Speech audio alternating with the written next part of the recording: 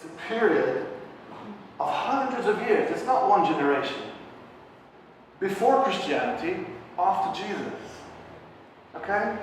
And usually we don't talk a lot about it. We don't hear a lot about that. On all the religions, also the Jewish religions, also the Christianity religions, we don't really talk about that period of before everything, when it was before the separation. So we had 2,000 years after that period until today, unfortunately, of a lot of fear, a lot of death, a lot of hate, periods that we really want to forget. And there's a very deep and dark, unfortunately, collective memory in the world for that period of these 2,000 years. So if you take an average Jewish person who's not really aware of the historical evidence of that period and everything, and just tell him the word, what does the word Jesus tell you? For that average Jewish person, it will say Spanish Inquisition, Crusades, Holocaust. That's for him Jesus, because that is what the last 2,000 years was all about for the Jewish people. If you take an average, and this is very generalizing of course, an average Catholic Polish farmer, I don't know, in Poland, and you tell him what's a Jew for you, so you say, oh, they killed Jesus and they sacrificed children on the Passover and all kinds of these stories. It's all very dark stuff that's generations and generations because of all the bloodshed was embedded. But I don't want to talk about that at all. I'm talking about before that. And not for a small period of time, for a long period of time, when they were all living together.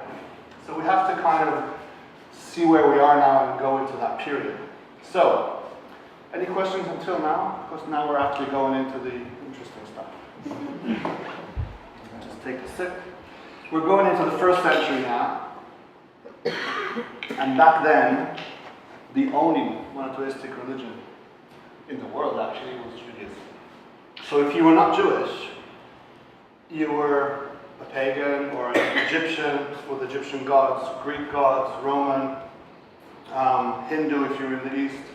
And in the Holy Land, monotheistically speaking, it was Jewish people that were living there. And the Romans were in charge. I found a few very interesting pictures from the turn of this century, but they're really ancient, and it just gave me a really good feel.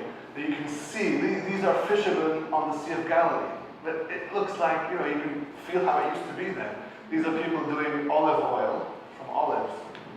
And these are children in Nazareth near the Mary's well. And you can really kind of feel in the time of Jesus when he was a child, this is kind of where he grew up and where it was all started. In that time, they were, beginning of the 1st century, there were a few sects of Jewish people. The main ones were these: the Sadducees, the Pharisees, the Essenes, the Sicaries, and the Samaritans. We're going to talk only about the first two, who are the big ones and the most influenced ones. The Sadducees were the priests. They were the people in charge of the mount, of the Temple Mount, of the whole religious sacrifice and the authority of Judaism. They were very rich. They were connected to the Roman Empire. They were politically very strong. And they were handling everything to do with Judaism back then. They didn't have anything to do with the oral Judaism, Torah, that came down through generations. They only went by the script. They didn't believe in resurrection of the dead, which is something important for the next steps that we're going to talk about. And people didn't really like them. When you come from a little village, or even from Nazareth on your donkey 3 times a year for the Passover or for the New Year, and you go up there and you see this big, shiny, golden marble, temple with all the priests, it's very disconnecting for yourself. The other big group are called the Pharisees, and in Hebrew, proshim means the people who are kind of divided aside from the mainstream. That's more or less the translation. And they were people who were more around the Torah and the oral Torah. They were more. There were people who were more poor. They lived in poverty. They wrote all the Talmud, if you know the Kabbalah, the prayer books, the Haggadah of Passover. They were writing all this, all their rabbis. And when the temple was disrupted in 70 AD, that's when they actually took the authority over from the Sadducees, who just vanished after the temple was done. And we'll talk about that in a second. Now, Yeshua, and for those who don't know who I'm talking about, that's Jesus, but that's his name, his real Hebrew name. That was he was called by. That was the name that he was born with and called by. Yeshua means in Hebrew salvation. Yeshua, that was his name. He was going around the synagogues as a young rabbi and preaching his new word and the new feeling that he's bringing to the people. You can actually go today and visit those synagogues. You can actually go to the synagogues that you can find in the Bible. Kfar Nahum, Kolazim, Beit Seidah, you can see and visit them. These are the places he was preaching. And he was preaching, as you know much better than me. He was saying to the people, observe the teachings of the scribes and the Pharisees. And he didn't come here he came here only to fulfill the law of the word of the Pharisees and not to abolish them, of the prophets. He didn't come and say, okay, everything's, let's do something new. He came to his own people and he was saying, I'm not here to change anything, wake up. Let's wake up from all this, the bad things that are going on. And you have to understand that the whole preach journey of Yeshua was to the whole Jewish people around him. And every early Christian that we're going to talk about soon is authentically all Jewish. And all his disciples that were called the limited communion are all Jewish people around him that came after him from the beginning. This is a nice picture I like on the Sea of Galilee with the mount where he had the Sermon on the Mount. Now you all know the 12 disciples, but have you ever heard their names in Hebrew, their real names? Okay, so let's just pronounce them one by one so you can hear how they were called. So Peter was Shimon bar Yonah, Shimon the son of Yonah. Andrew was Andreas bar Yonah. James, Yaakov ben Zavdi, Jacob. John, Yohanan ben Zavdi, son of Zavdi. Bartholomew was Bar Talma Netanael. Matthew was Matti Levi, like Cohen, Levi, Tottenham, Levi. Philippus mi Beit Seidah. Beit Seidah is where that synagogue used to be at Beit Seidah. James the younger, Yaakov ben Chalfi, Jacob the son of Chalfi. Judah, Yehuda ben Yaakov. Judas, Yehuda ish Krayot. Simon, Shimon HaKanai. And Thomas Didymus. Jewish people from the area where Yeshua was preaching. And then in 70 AD, the temple was destroyed by the Romans. This was the end of the authority of the Sadducees, the priests. This was the end of the sacrificing of animals on the Temple Mount. This was the end of the central part of Judaism back then. They felt like disconnected after this. They didn't have anything. The menorah, which if you know Hanukkah, is when we light the menorah, and it's all about the miracle that happened with the menorah in the first temple when it was destroyed. It was taken by the Romans. You can see that in Rome in the Ark of Titus. It was taken, the menorah was taken, the Ark of the Covenant was taken, everything. The Jewish people were left with nothing of their whole kind of essence of where to go to, the leadership. And that's when the Pharisees came in. They took control of the Sanhedrin. The Sanhedrin is the Jewish authority in the Holy Land for hundreds of years before, it started from 170 BCE until 425. So that's like the Jewish government or the Jewish religious authority that was working under the Roman Empire. And the Pharisees took leadership the minute it became after the 70 AD when the temple was destroyed. And since then, until today, all Judaism is Pharisee Judaism. Okay, there was lots of sects, but only one survived until today. So everything we know about Judaism today, from the Hasidic, ultra-religious people till conservatives, whatever, they're all practicing Pharisee Judaism. All the Talmud, all the prayer books, all the Haggadah was all written by the rabbis of the Sanhedrin after the 70 AD, And then the synagogues started to take a major role because there was no temple. So now synagogues were starting to be the center where people came together. Rabbi Gamliel the elder was one of the very big famous rabbis back then, and we need his name for a further slide soon. Rabbi Eliezer, we're also going to talk about him. Rabbi Yeshua, Rabbi Akiva, all these rabbis were the main figures in Jewish religion that every Jewish child knows their names today. Yes. You had a photograph there of the falling of the temple by Francesco Lim. Yeah. When did he draw that? Oh, well, probably the 17th century. Oh. It's just his imagination. So we had the temple down. Yeshua was preaching, and then after his resurrection, after his time, there were lots of Jews who were touched by his word. They thought and believed he was the Messiah. All his disciples, all the people who were left after him. So many Jewish people in the Holy Land, in that time, were believing that Yeshua was the Messiah. Because in the Jewish faith and the Pharisees' faith, the Messiah is supposed to come. Until today, every Jewish person, that's what he said, the Messiah is supposed to come and bring peace. And these people, Jewish rabbis, Jewish people, that were touched by Yeshua's words, they said he's the Messiah. So what do? They had to open and establish new sects, Jewish sects. Okay? And the two big ones, there were quite a few, the two main big ones of Jewish people who believed Yeshua was the Messiah was the Nazarenes and the Ebionites. The Nazarenes believed that Yeshua was the Messiah, the Son of God. They observed all the laws of Moshe and Sabbath and circumcision. Just like any other Jew, they were still practicing their Judaism. They said that Gentiles is everybody who's not Jewish, are welcome to join them.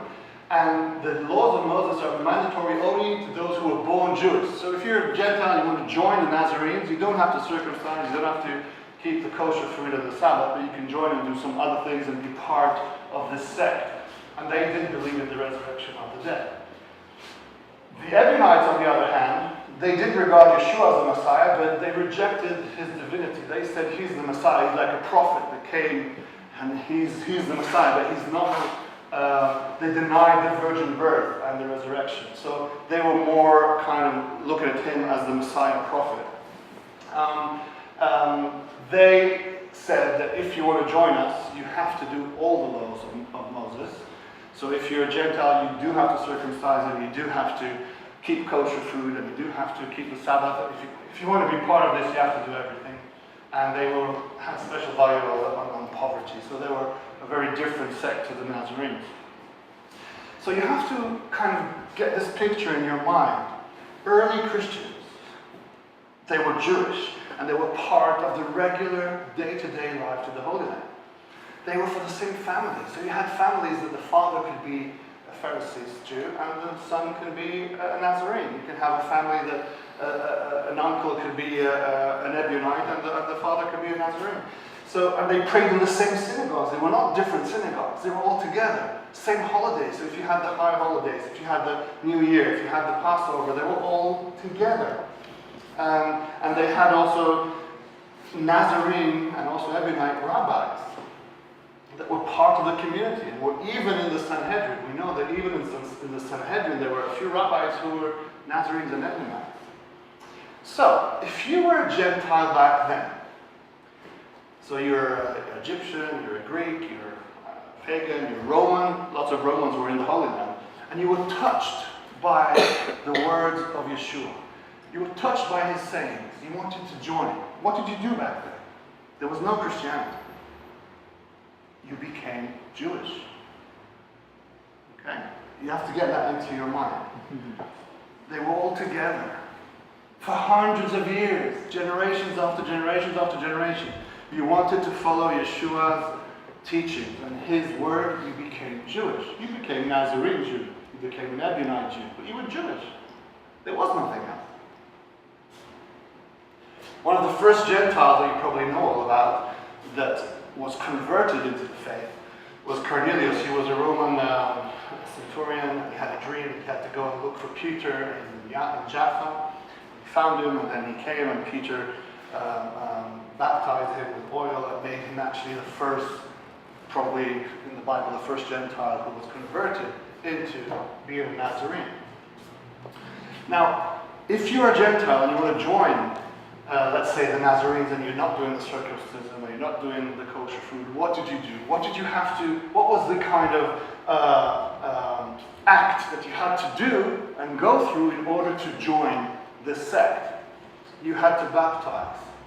And that is a very, a big act in all the rest of the history of Christianity. But you have to realize that the baptism act itself wasn't a new thing, because for thousands of years before that, into Jewish faith, there's a mikveh.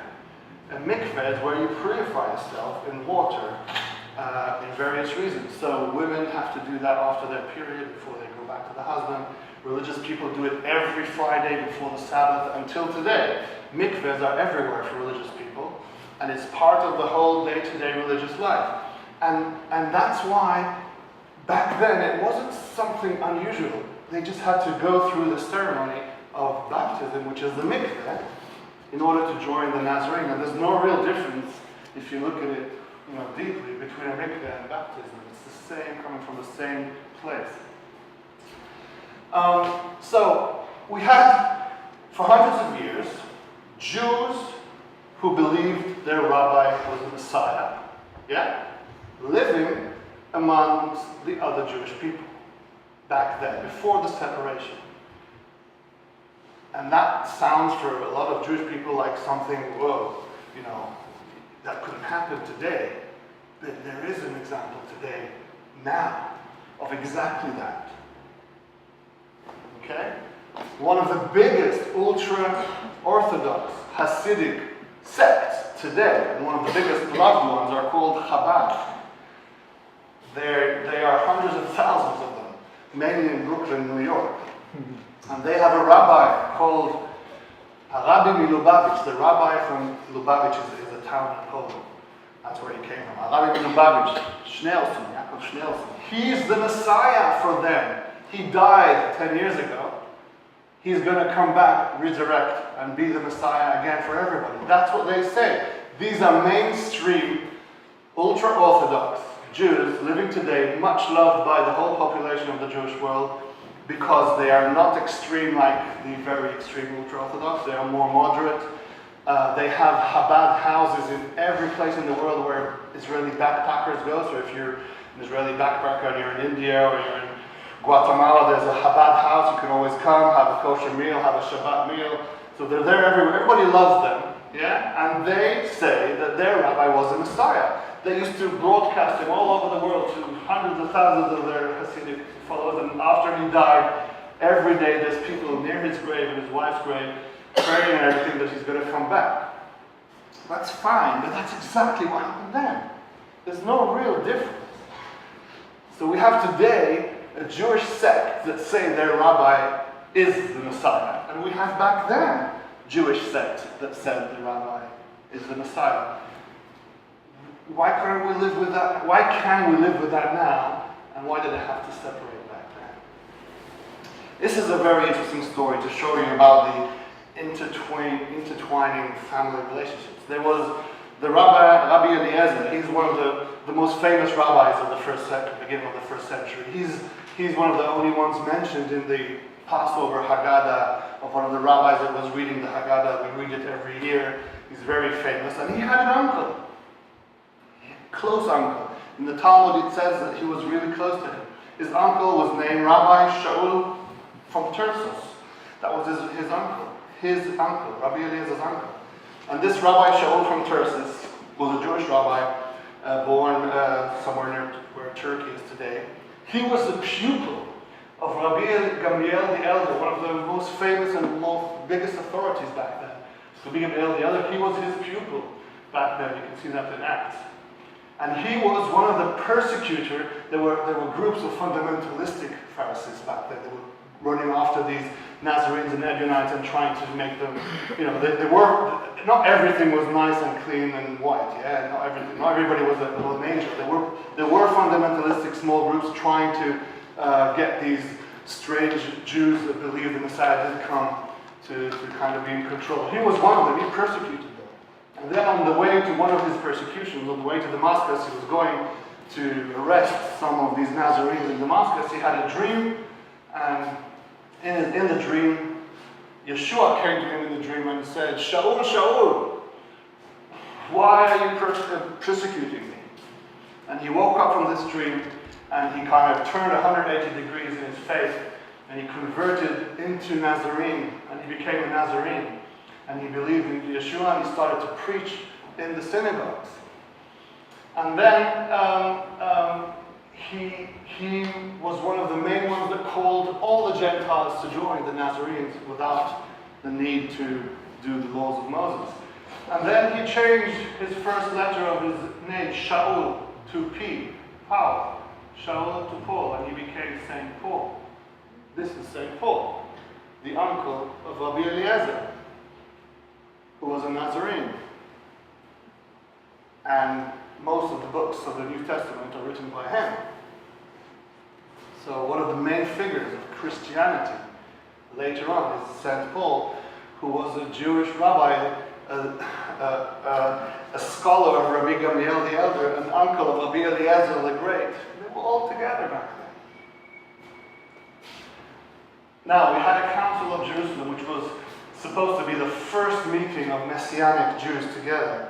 The first meeting that they now call it like the first meeting of the church. It was just Messianic Nazarene Jews meeting in Jerusalem. They met in the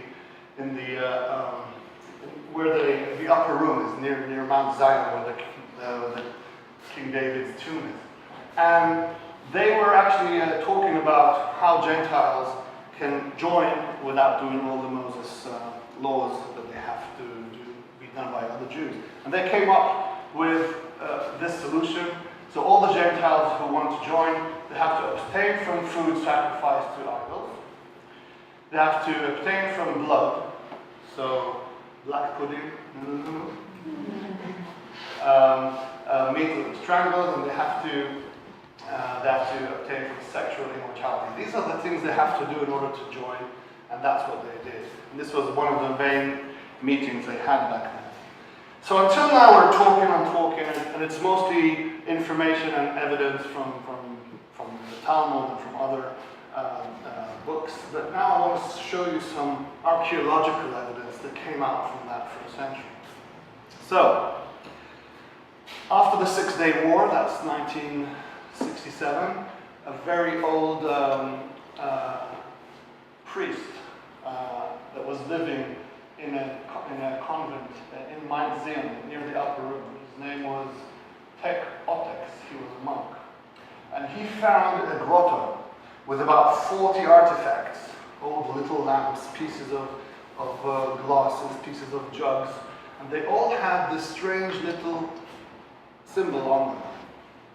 The symbol is, if you take the menorah, which was the Jewish symbol back then, and you take the fish, which symbolized the people who believed in Yeshua, and you put them together, you get that the tail of the fish and the base of the menorah make the Star of David. And this is actually what they found on all of these artifacts. This beautiful symbol that shows, for me at least, the togetherness, the intertwining life of these communities together for years and years and years, for hundreds of years.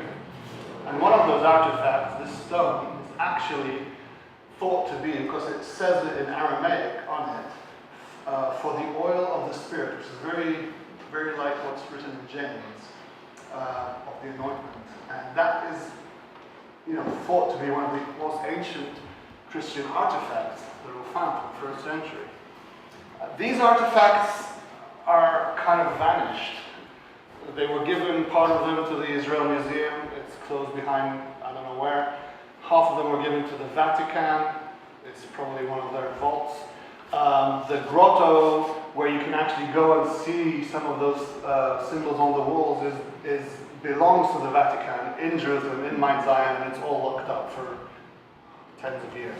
So this thing is kind of suppressed, that we have photos and we have these people who had them with them for years. Another thing that for me is very touching, there's a 1st century synagogue that was archaeologically exposed in the Judean desert near Hebron, and there was a mosaic in the synagogue, and I'll show you a little video about that. Don't worry about the Hebrew, there's translation.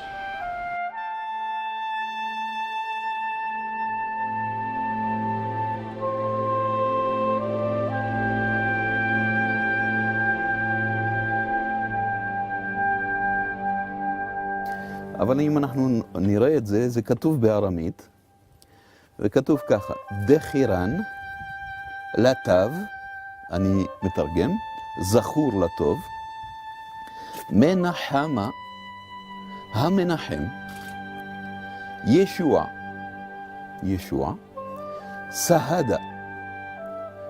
המושג סהדה הוא מושג, כן, של מי מת על קידוש השם, הוא גם, הפירוש שלו בארמית זה גם מהעד, העד אבל לא במובן בלבד של בית משפט, אלא מי שמסר עדות בחייו, כן, כפי שאנחנו יודעים בתורה כתוב, ויעקב יקרא לו גלעד ולבן יגר סהדותה, כן? אז סהדה זה שהיד. זה מי שמת על קידוש השם, בלטינית זה מרטיר, כן?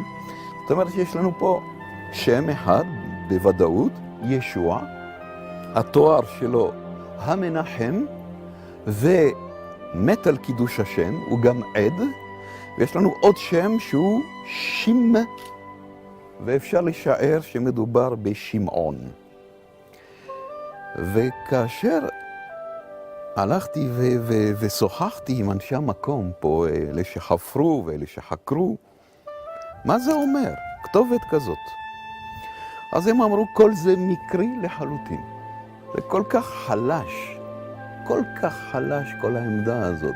זה כאילו לא רוצים לקבל את זה, שכנראה המקום הזה היה מאוכלס על ידי יהודים משיחיים שראו את עצמם כיהודים לכל דבר. מבחינתם הם יישמו את היהדות. הם האמינו בישוע כמשיחו של ישראל. ואני חושב שהנושא הזה היה דיון ציבורי עמוק ורציני בין החוקרים, ומפני שזה לראשונה אזכור בתוך בית הכנסת של ישוע. זה צריך להיות סקופ עולמי. איך הדבר הזה מוצנע לחלוטין? So, let me try and express what it means to have the word Yeshua on a mosaic in a synagogue. Okay? I come from a religious family. I grew up in a religious family, a Jewish religious family. It's unheard of. It can't be. That's why then people say, oh, it's just a coincidence. The word Yeshua, the martyr, who died as a martyr, the comforter in a synagogue, yes, it's there. You can go and visit that place. It's on the ground. And the authorities on both sides just don't want to talk about that, period. That for me is one of the most emotional artifacts that you can go and actually see. So, why did they separate? For hundreds of years they were together. It wasn't something that happened immediately. It was a very, very gradual process. And it happened slowly, another little crack, another little thing, another little thing. So lots and lots of Gentiles during the centuries joined. And then the rabbis, the Pharisees rabbis, who were in control, they had to have control of the Jewish, that was their Jewish authority. Okay, there wasn't any temple, there was only the Romans, they were in control. But suddenly they had more and more Gentiles, especially the Nazarenes, who were sitting in the synagogue, doing all the prayers like everybody else, but they were not circumcised and they were not eating kosher food. and they were not keeping the Sabbath, and they started to feel that they don't have control here. And more Nazarenes and Ebionites started less and less to accept the Pharisees' authority, and that began to have cracks. Then a very strong thing happened. I'll show you the timeline soon. I think it's about 125 AD. One of the rabbis of the Sanhedrin added in the daily prayer, there's a daily prayer that you say 3 times a day, every religious Jewish person, like the most serious prayer. And they added a blessing there that actually says that whoever believes that the Messiah did come, they call them the Minim, those people who believe that the Messiah did come, they are cursed. So it's actually kind of a curse within the daily prayers. Now, in the synagogue, not like in I think Christianity, the person who leads the prayer is not the rabbi, it's one of the community. One of the community every time goes up and hears that he's the chazan, he's the one who does the prayers. And every time it's somebody else. So again and again it happened that these Nazarene Jewish people in the synagogue used to come up and say the prayers and suddenly say actually a prayer, a blessing that's against themselves. So they started to feel more and more uncomfortable and not wanted and not welcomed in the synagogues. That took a long time. Then there was a big Jewish revolt against the Romans. The Jews tried to overrule the Romans. There was a big war, the Jewish war, and the Sanhedrin tried to get all the Jews and all the tribes together to do this big war against the Romans, to chuck them out of the Holy Land because they were suppressing very strongly. And one of the things they did, they took this big general who was a hero, he was like the biggest hero back then, called Bar Kokhba. He was the big Jewish general of the army and everything. And one of the rabbis actually said, he's the Messiah. Follow him. They wanted all the Jewish tribes to follow this general that they can win the war against the Romans. And the Nazarenes and the Ebionites didn't join because they said, we have our Messiah. He's not the Messiah. So socially or in terms of the communities, all these people went to war and died, and all the sons went to war, and the Nazarenes and the Ebionites didn't join. That was a big kind of a breaking point in the community.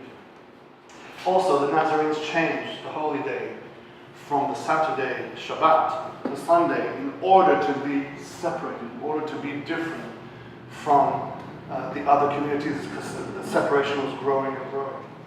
And for me, the nail in the coffin, or the biggest thing for the separation in 325 was the Council of Nicaea, or what's called the Nicaea Creed. That's when Constantine had all the Nazarene priests, they were already called, and the Ebionites priests, and everybody who was into the non-Jewish faith and more into the Messiah. They came together and they were talking about how to differentiate themselves. They separated Easter from the Jewish calendar. They, at this point, everything changed from a gnostic flow, from a kind of more fluid faith into a more top-down. If you don't agree with us, you're wrong, and we're right, you're wrong. That's when everything started. And actually that meeting, that creed, was the basis for the Emperor Theodosius to actually make Christianity the Roman religion. So that was for me the last thing that happened that actually separated everything. Until then, it was a gradual thing. For me, these are the 4 main, I think, points that made the separation. That blessing that they added to the daily prayer, the Nazarenes and the Ebionites didn't join the Bar Kokhba revolt, the changing of the holy day to Sunday, and the Council of Nicaea. Those were the 4 kind of things that made the separation. So if we put it on a timeline, and we try and see, the Jewish line and the future Christian line, when they were in the first 300 years, they were very close, very intertwined until the separation. And if we put the events on the same timeline, so Yeshua was born here, and then his ministry started here, and he was crucified when he was 33, at AD. Then Paul's ministry started here. The Council of Jerusalem we talked about. The temple was destroyed in 70. The Gospels were started to be written. Birkat HaMinim, that blessing that they added to the prayer, was somewhere here. Bar Kochba result was 135. And Nazarene Shem, the Holy Day to Sunday, was before 200. And then at last, the Council of Nicaea. So this is how we can see the timeline separating into there. And there's something nice I would like to read out if Angela can help me. Can you read it from there? Or do you? Can you? Angela will read the English and I'll read the Hebrew. It's from Genesis. So can you start? Now the Lord had said unto Abram, Get thee out of thy country, and from thy kindred, and from thy father's house, unto a land that I will show thee. ויאמר אדוני אל אברהם, לך לך מארצך וממולדתך ומבית אביך אל הארץ אשר אראך.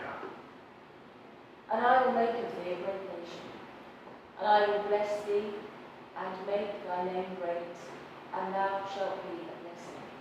ואעשך לגוי גדול בברכך, ואברכך שמך ויהיה ברכה.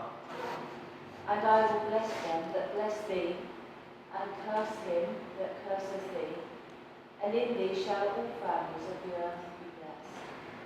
ואברכך מברכך ומקרך האור, ויברכו בך כל משפחות האדמה. All the families of the earth were blessed by God to Abraham, through Abraham. All the families of the earth. That is something that connects me with all of that period before the separation. We are all children of God together. And this is written in Genesis. And there is hope. There is hope. Things are happening. If you read carefully in the papers, you can see that things are happening all around on both sides. The Vatican calls Catholics to stop trying to convert Jews. Apologies of the Holocaust from the Pope. Orthodox rabbis issue card-breaking declaration offering partnership with Christianity. Leading Orthodox rabbis call Christianity a gift Jesus brought to goodness of the world. These are things that were not there years before. This is things that are starting to happen. And there is hope. And pictures like this of the Pope visiting the Western Wall, hugging the chief rabbi of Argentina, because he comes from Argentina, so they know each other, and the sheikh from the mosque in Jerusalem, and the rabbi of the Western Wall. These are things that touch and show that, this is all human beings together. And this is my prayer that we can all unify. And I would like to talk to you just before I finish about this project that I am now going to make happen. And this comes out from all of this research, from all of this journey I'm going through. And there's a few of us, a few friends of mine who are also in support of this. Amanda, I won't say names, Mia. Anyway, there's a few people who are around me with this. But I want to take you through this and show you what I want to do. I want to do this installation. I'm starting to have some conversations, probably, eventually, hopefully, in places like the Tate Museum or in London, and other places. You come in to the installation, and there are lots and lots of doors that you come in through.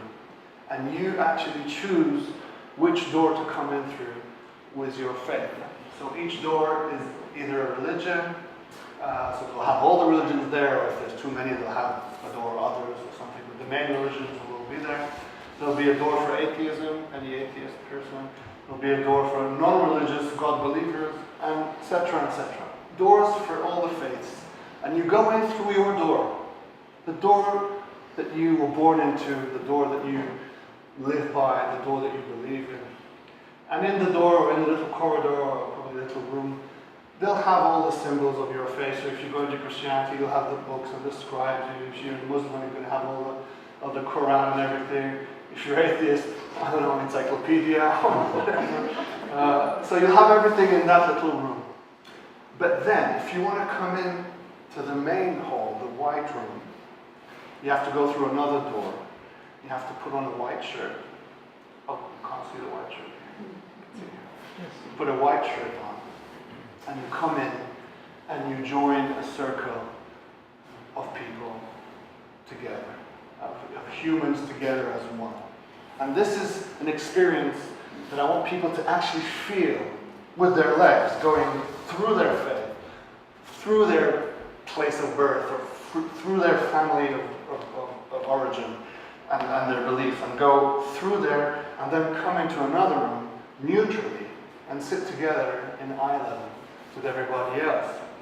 And in that room, we want to value very specific things. So you're sitting together in eye level and heart level as equal with other people that not necessarily you would see as equal, maybe, or you would have feelings for. And we want to get a genuine respect and acceptance for each human's destiny, birthplace, journey, religion or belief, whoever he is from wherever. We're all made to go through the journey we're made to go. We're made to, it's a heavenly journey of being born into the family you've been born, into the nation you've been born, into the religion you've been born, and we're all equal.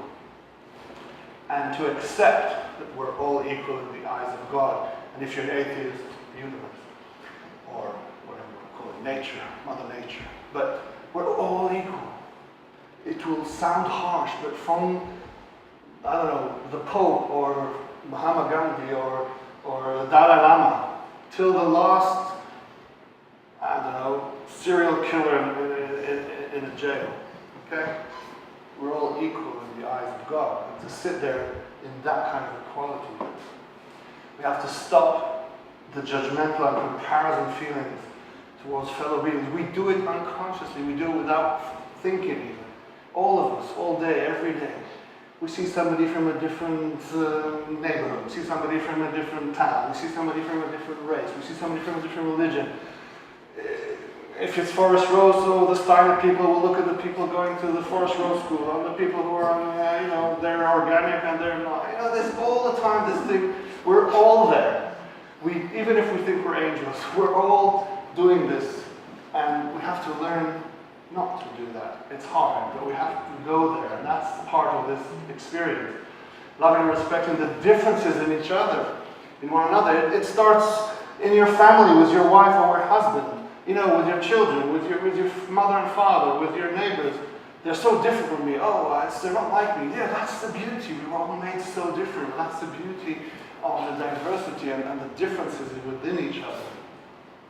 And to be active in to bring peace to the world. Of course, you can go to Africa for 3 years and help the hungry children and do big things, but you can also help a lady with her shopping across the street, and you can also knock on your neighbor's door, and you can also do all kinds of things, maybe like this white room, to try and do active things. And what will we actually do in the room? So things like humanitarian talks, not theological or religious talks about different religions, but things to do with all humanity, topics of humanity, group awareness activities. For example, each one, the people go to near their doors they came in from, and then we say, okay, everybody who has a cat to the middle, so everybody comes and mixes up. Everybody who lost someone dear, come to the middle. Things like that to make the group feel that we're all intertwined, we're all the same, we're all together. Meditating together, singing together with different voices. We can do a singing thing, self-awareness session, sharing food even from different cultures. It can be beautiful. And what we're trying to do is, and we have a list there if you're interested to help us make this happen. We'll be very grateful. Also, if you put your email on the list, we will let you know when the first installation will happen. Probably we'll do one locally first on a small scale to see it out. So if you want to be part of this and to come, please put your name there and your email, not scribble writing. And also there's a little box there that you can tick if you want to be part of the think tank, part of the brainstorming. There's a few of us who really want to try and make this happen, so we'll be very grateful if you do. That's it, I think. Thank you. Thank you.